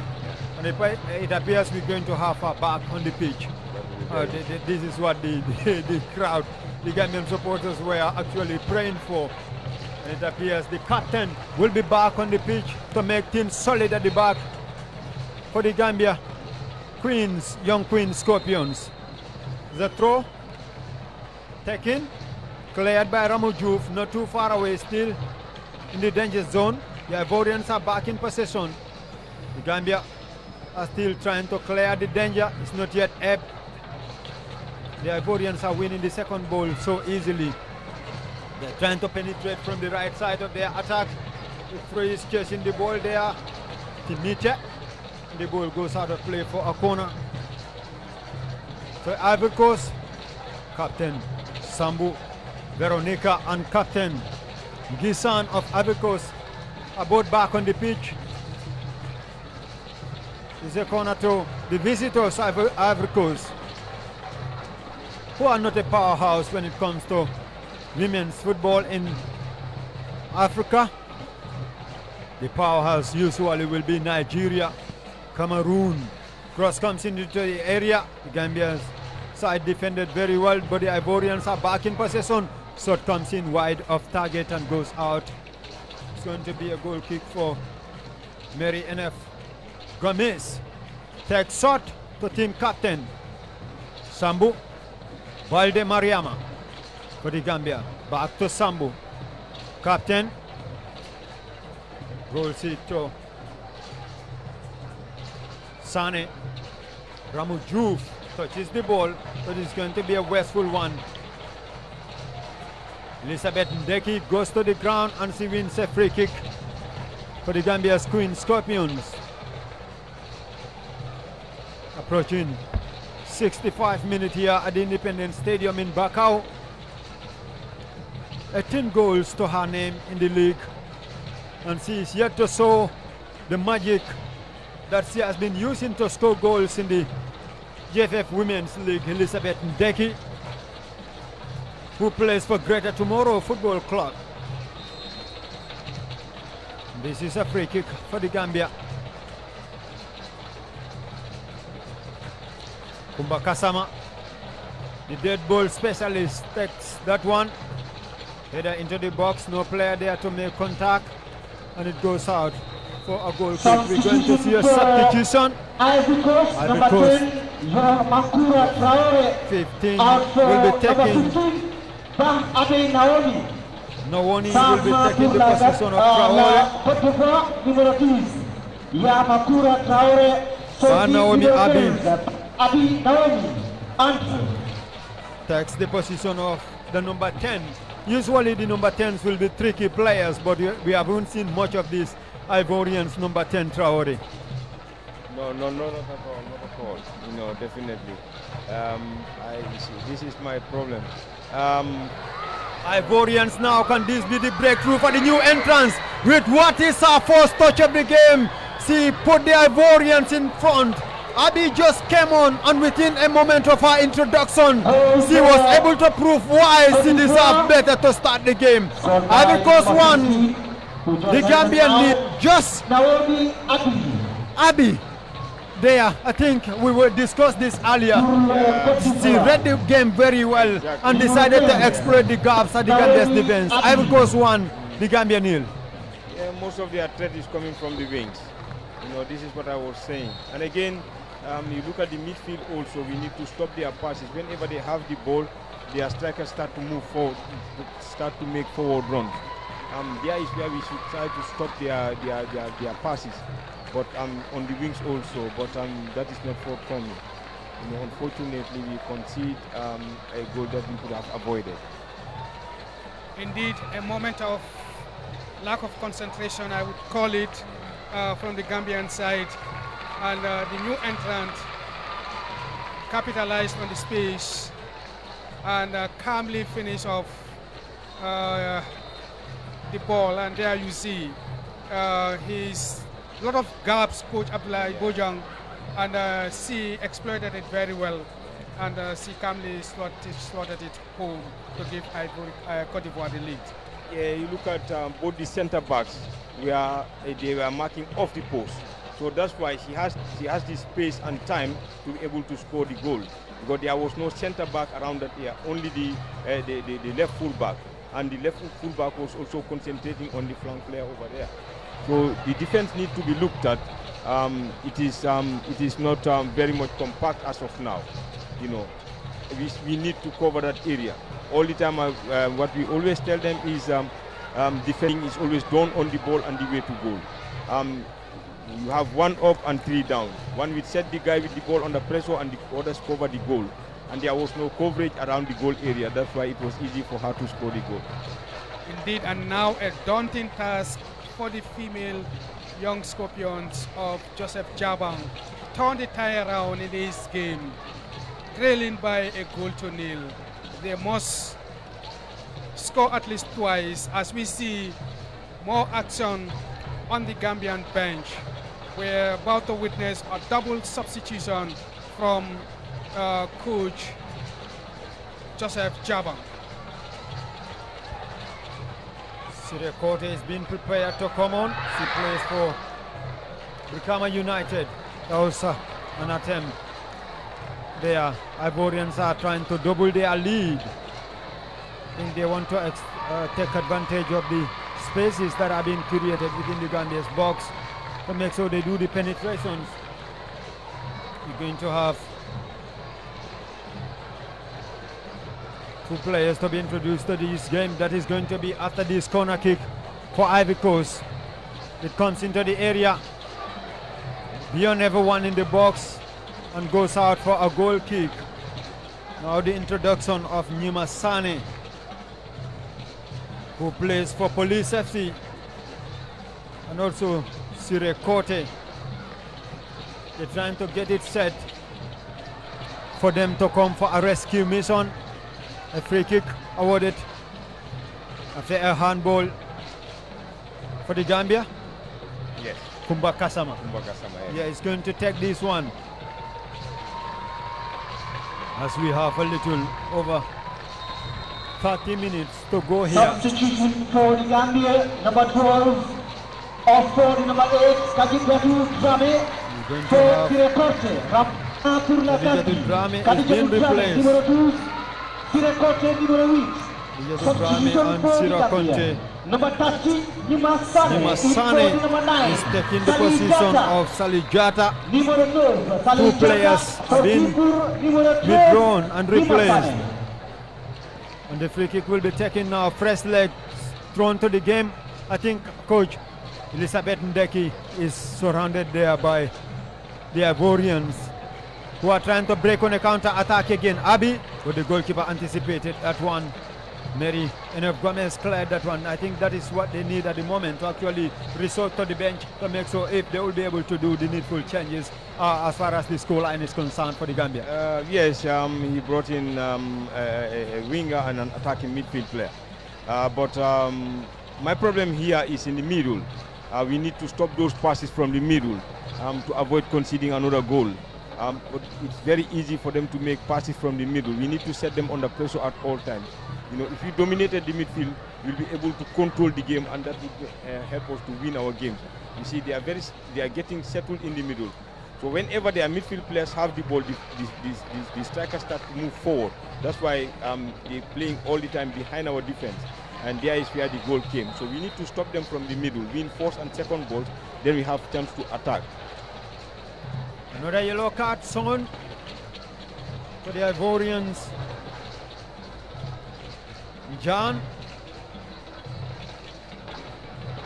She has been booked by the referee after that foul. And the dead ball specialist, Kumba Kasama, who plays for Berewuleng FC, will take this one for the Gambia. She is one of the most exposed players on the pitch for the Gambia, and she is trying to prove that one here. You see, one for the Ivorian goalkeeper, Conan. The clock gradually ticking against the Gambia. The Ivorians are loving it. They will be hoping at least to snatch an away victory here for the return leg to be much more easier for them. Another player is down on the ground, holding seem to be tired legs, visible all over. Ivorians number 7, Emmanuel Andiri, who plays for Atletico, is back on her feet, and this throw will be taken by the Ivorians, who are a goal up here at the Independence Stadium in Bakau. Elizabeth Ndeki trying to drop deep. Kumba is trying to go forward with this ball. The crowd roars. Kumba still continuing her movements. He goes to the ground, and the referee awards a goal kick. Yeah, I think because they don't have the numbers there, that makes the play a bit difficult for her. Yes. But at least she was able to move forward, try to attack, to provide centers for the striker. That is good. She has pace. She can create goal scoring opportunities as well. So we need to keep them busy. The Gambia now needs to do something here, and they need to do it quick to avoid a defeat going into the return leg. The first round of matches will be played between the 9th and 11th May. That is the first leg, and the second leg is scheduled between the 16th and 18th May 2025 in Abidjan, where the Ivorians will take on the Gambia. And the way the Gambia, brilliant play there by Ndeki. The referee temporarily stops the play as the Ivorian player goes to the ground. Number 11, Mam Junior Fofana.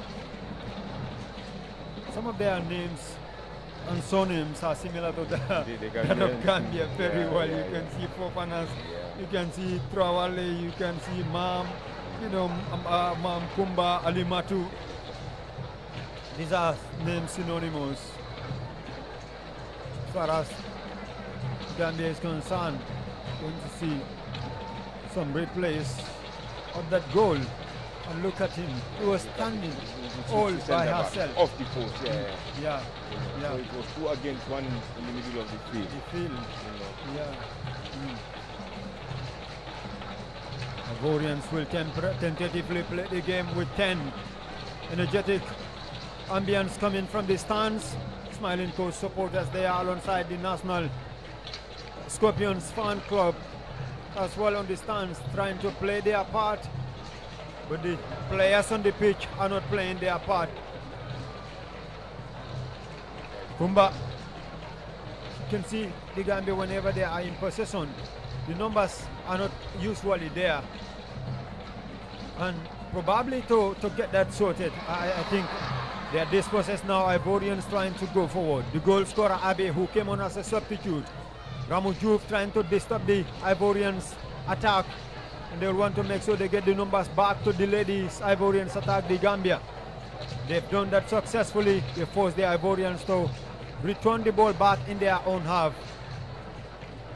And the Ivorians will want to reload the ball back, but it goes out for a throw-in.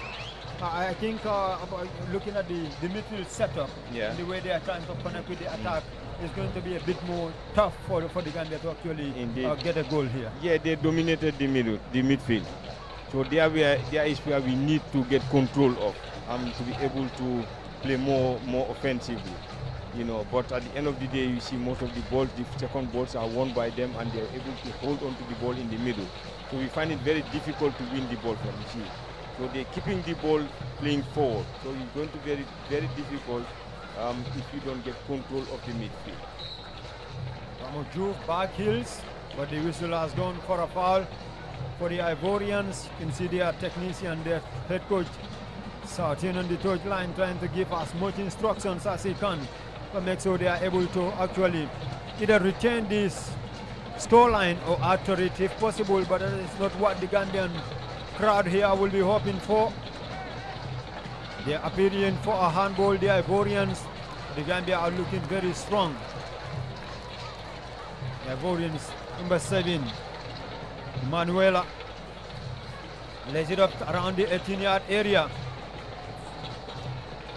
The Gambia wanting to defend. Brilliant play there by the Ivorians. Shot wide of target. That was a clever play there by, Bro. He's a tricky player. Yeah, in defending, you don't have to look at the body of the opponent.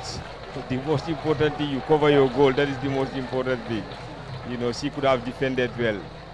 Not to concentrate. Now you use the body to do the feinting.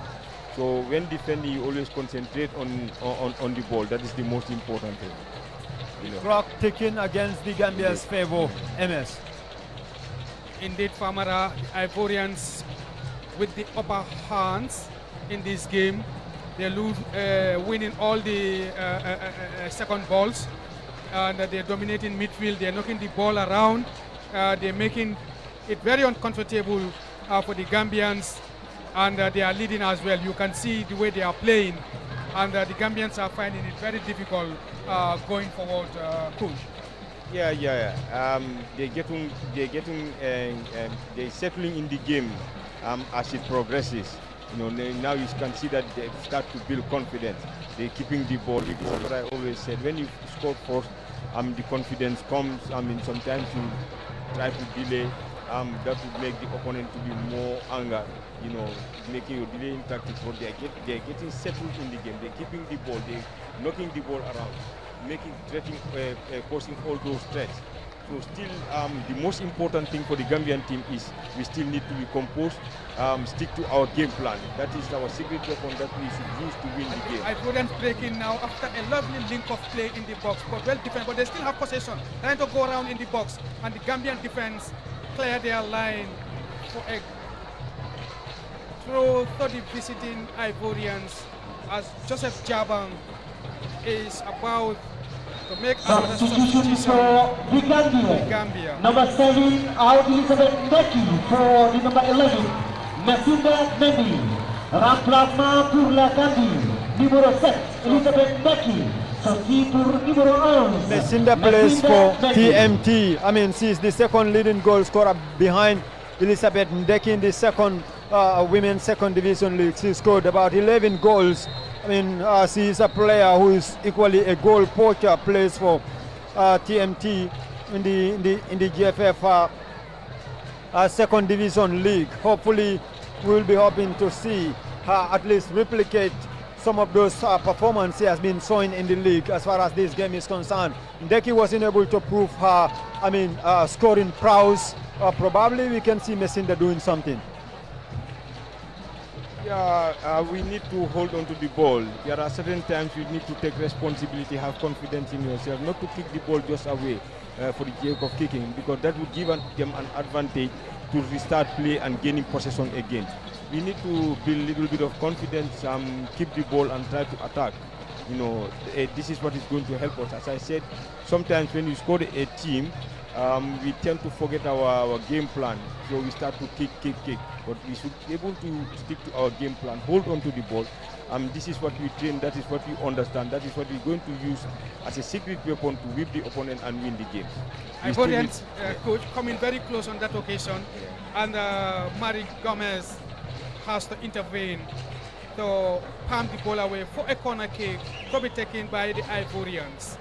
Comes into the box, but not the best of corner kicks, and the ball goes to touch for a goal kick to be taken by goalkeeper Mari Gomez, and he takes it short, but it's Ivory Coast dominating the game. Look at them, they're very compact as a team. You know, we should try to cut them on the blind side. But whenever, yes, just like, we should cut them on the blind side. Now, maybe Jojo Gomez, Messinda heads the ball, not too good. Ellen, there for the Gambia. She's out muscled off the ball by the Ivorians. Messinda plays for Greater Tomorrow FC. Rada, she's the second leading goal scorer behind Elizabeth Ndeki. Ramu Juf wins a throw for the Gambia. And she's going to take it herself quickly. Back again for another throw. Coach Joseph Jabian is gradually becoming a ball boy here.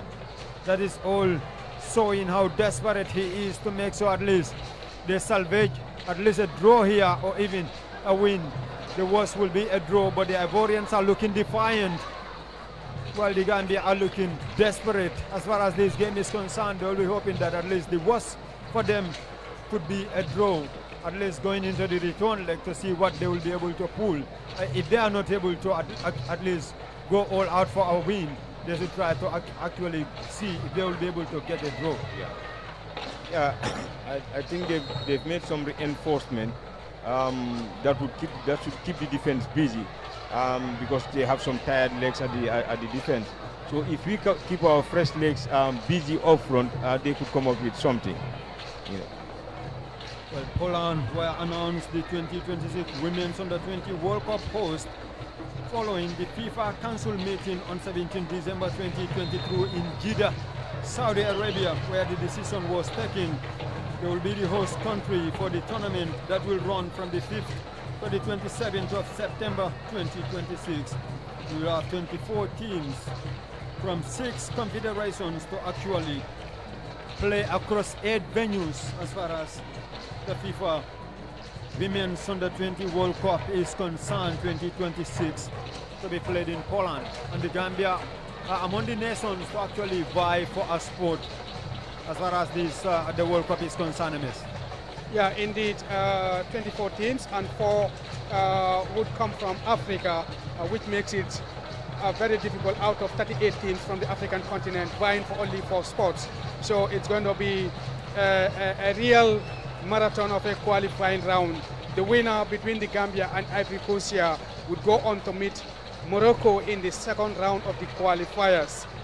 So it's a long way to go before any of these teams gets to Poland 2026. But in the meantime, the young Scorpions of the Gambia has a mountain to climb to turn things around here in Banjul ahead of the return leg in Abidjan in a few days' time. Joe Jabang has 6 minutes plus additional time to score, at least take a draw in the return leg or even turn things around. But as things stands, it's looking difficult as the Ivorians are in control of the game and are deservedly leading in front as Kumba Kasama, who has been very industrious for the Gambia, takes another free kick and would launch this one deep into the Ivorian box. Here he comes with the red veil, very distinctive in the middle of the pitch. It comes high into the Algerian box. Gambia still has possession. The launcher! That was so close. The Ivorian goalkeeper appears to have a hand or no, but that was a speculative shot from the Gambia there, and it nearly caught the Ivorian goalkeeper unaware. Yeah, that was so close, and I think very clever from the player. He knew exactly what he was doing. Is it going to be a second for Abi? The Gambia trying to defend very well there. It was almost 2 goals for Ivory Coast and 2 for Abi. I mean, you can see her limping. She was cut on her leg by the Gambia's goalkeeper, Mari Gomez.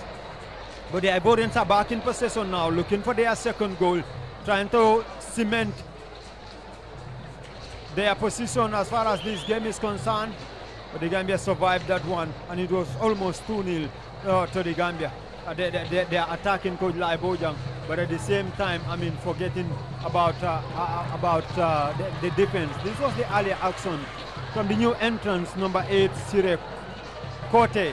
Almost a goal for the Gambia. Yeah, he saw the goalkeeper, and it was a good vision from her to try to lob the goalkeeper from that distance. But the ball was just inches over the crossbar. They need to be careful. At the same time, they want to actually go out for attacks. They also need to be careful at the back. This was what I was saying. Sometimes when you first concede a goal, sometimes certain time of the game, you look for an equalizer. You know, when you want to win, you have to equalize, look for an equalizer, then for a winner. Yes. Can this be the equalizer? Jojo Bojang for the Gambia now, trying to cut inside one player. Jojo still in possession. Strike block well there by the Ivorians. I mean, you can see, he had the noise from the crowd. I mean, that was almost an equalizer. Had it been, it was a pass. The Gambia still going forward, and this be the equalizing goal for the Gambia. A shot is in block well. A strike is in wide off target. My goodness, what was Elen doing there? That was almost a goal for the Gambia. They squandered it on 2 occasions, and Ellen Gomez squandered what should have been a leveler for the Gambia. Still, the Ivorians survived that one. Look at the build-up. I mean, there's almost all the time to actually score this goal. Completely all by herself. The idea was very good, but the shot went just wide of target, inches wide. This is what I was saying. We just keep the strikers busy. We bring in fresh legs, and looking at their defense, they have tired legs now. So if we keep pumping the balls up front, we could have opportunities to score. This was a golden opportunity to put more pressure on the opponent defense. Because already there are tired legs over there. So if you want to score, we don't have to keep the ball so long in the defense and in the midfield. We play to the strikers. I mean, especially with the number 13, he's putting more threat on the defense. So let's keep her busy, give her the ball, and I'm sure he could either score or provide a goal-scoring opportunity for us. The time is the biggest enemy of this Gambia side as it stands. As the referee tentatively stops the play. The Malawian referee. A red card, a second bookable offense. Exactly, for the Ivorians, number 13. The second one for time wasting. Exactly. Distance, he came John. Additional time, 4 minutes. Adrian John Time is being shown a red card. And the Gambia only have 4 additional minutes to actually get themselves back on level 4 terms here. minutes added on So the 5. player is not very happy with that. He needs to leave Time it additional. for this complete. play to continue here. The referee is asking her to actually leave the pitch. And the coach is giving instructions that you all need to go up to make sure you try to get something. Only 4 minutes for the Gambia to find their way back in this game, even though with a numerical advantage, but I think that comes so late. Number 30. Yeah, still there is chance. They just need to be more composed and play more forward because they have a numerical advantage. You know, for sure the Ivorian team wouldn't come out any longer. So now we have to push more players up front, so as to be to pose more threat on them. You know, as I said, we need to be a little bit composed. You know, not to lose the ball easily and push numbers up front. Well, they're going to use delay tactics. The Ivorians, as they know very well, that I mean they are playing with a man down. But then again, at the same time, you can see, you can actually see that I mean they are a goal up, and they will try to do everything possible to make sure they defend this slender advantage here. I mean, going towards the end of the game, they will use all the delay means to make sure they salvage a victory. This could be an advantage to the Gambia because they are a player down now, another player out. So it's plus 2 players. Now, when we win the ball, I don't think we need to put we need to have a lot of numbers at the defensive side because they're no longer going to hold on to the ball or they're just going to kick the ball. So we need to leave our strikers up front the remaining 3 minutes. Make sure that they stay up front. Then when we win the ball, we launch it at the attacking third, so we'll be able to have chance to score. It's not looking at them, all of them are dropping down again. So it will take them a long way from the defensive third or the middle third to go and attack to the attacking third again. So we need to have numbers up front because that would force them, if we have 3 players up front, that would force them to have 4 players behind. So it would minimize their players going forward. So we could easily win the ball from the defensive third and play forward as quickly as possible. And it's not looking very promising for the Gambians. It's looking, indications are there that it's looking to be a victory for the visitors, Ivorians, by all indications. We only have less than a minute left of the additional time, and Ivory Coast will be hoping that they can actually salvage a victory. They can actually register a victory here going into the return leg, which is going to be played between the 16th and 18th of this month in Abidjan. This is the qualifiers for the 12th edition of the FIFA Women's Under-20 World Cup, the first round. The Gambians are desperate now. The Ivorians are defiant. Their body language started to bellow surrender. The referee puts the whistle in her mouth. And one brilliant moment actually decided the moments here at the Independence Stadium. Central referee Kumbo from Malawi draws an end to this game, and visitors Ivorians actually registered a hard-fought 1-0 victory here at the Independence Stadium in Bakau. Final score, the Gambia 0, Ivory Coast 1 in the first leg of the first round of qualifiers for the Women's Under-20 World Cup 2026 edition to be played in Poland. That's it. The disappointing one for